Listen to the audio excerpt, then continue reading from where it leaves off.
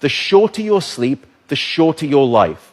The decimation of sleep throughout industrialized nations is having a catastrophic impact on our health, our wellness, even the safety and the education of our children.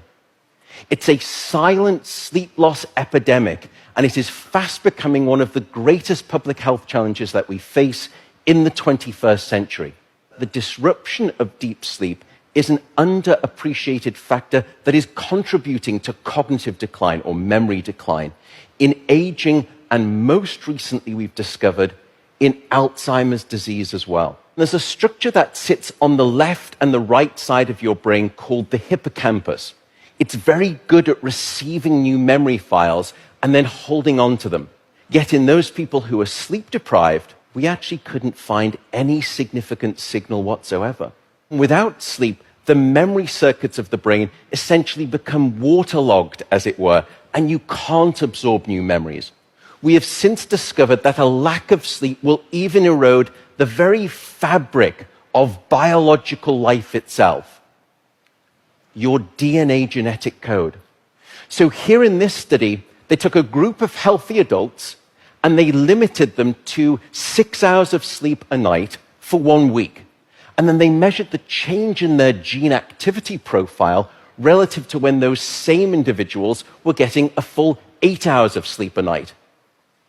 And there were two critical findings.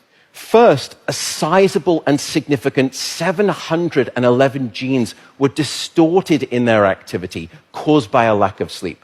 The second result was that about half of those genes were actually increased in their activity, genes associated with the promotion of tumors, genes associated with long-term chronic inflammation, and genes associated with stress, and as a consequence, cardiovascular disease. There is simply no aspect of your wellness that can retreat at the sign of sleep deprivation and get away unscathed. And at this point, you may be thinking, oh my goodness, how do I start to get better sleep? What are your tips for good sleep? The first is regularity. Go to bed at the same time, wake up at the same time. No matter whether it's the weekday or the weekend, regularity is king. And it will anchor your sleep and improve the quantity and the quality of that sleep. The second is keep it cool. Your body needs to drop its core temperature by about 2 to 3 degrees Fahrenheit to initiate sleep and then to stay asleep.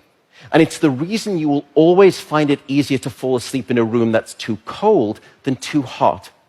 So aim for a bedroom temperature of around 65 degrees or about 18 degrees Celsius. That's going to be optimal for the sleep of most people.